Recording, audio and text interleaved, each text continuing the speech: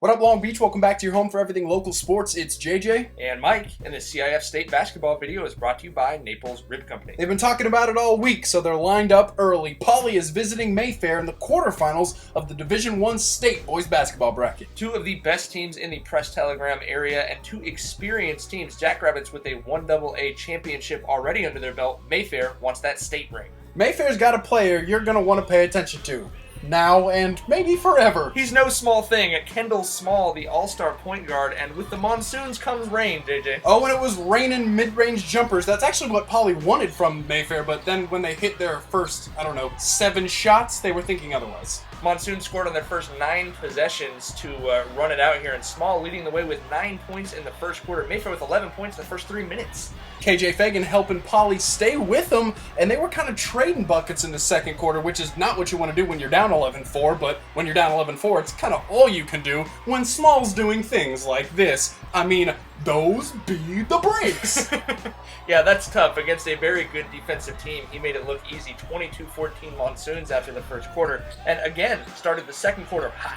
Oh, hot like Dylon from behind the arc. Looks like they're going to pull away. But again, Poly, this is their chance. Drew Bugs, little stop, pop, drop. Good passing from the green and gold. Well, that's what they needed against a Mayfair team they had a size advantage over. That's Chris Sullivan to Jordan Dallas. Zafir Williams with Z pass to Cam Morrell right there. And then back-to-back threes from Fagan. How huge were these shots to not only keep Poly in it, but actually get them going. Woo! Poly run not complete without defense. Sullivan says the no. And then Dallas, he's a rim runner, baby. Yes, he is definitely able to get out in transition. Fagan going to find him. The 2 from Dallas. And Poly really started rolling here. They actually take a 42-41 lead into halftime. Oh, Fagan did it all in that second quarter there. But you got to say, that's not the half we expected. Well, if you'd have told me there'd be 83 points scored, I would have thought Poly was probably losing by 15. Or the game was over. Yeah, second half started like we thought the whole game would go. That's more like it said, Poly. Very, very grinded out tough in the early goings here in the third quarter. Yeah, a lot of early calls as well from the referees, which kind of made the game a little bit herky-jerky. And as you can see by this clip, a lot of bunnies being missed, no pun intended. But when a game isn't as smooth as it usually is, usually the best player takes over, and that's exactly what Small did. He did all the little things. Get it? I get it, because his last name is Small. That's very clever. Mayfair up by as many as 5 points in the third quarter, and you really have to give Kendall Small the credit for that. He had a 6-point run in the third quarter that really helped them take control of the game. And it was plays like this. Somebody? Anybody? Yikes. Nah, that's Kendall Small's game right there.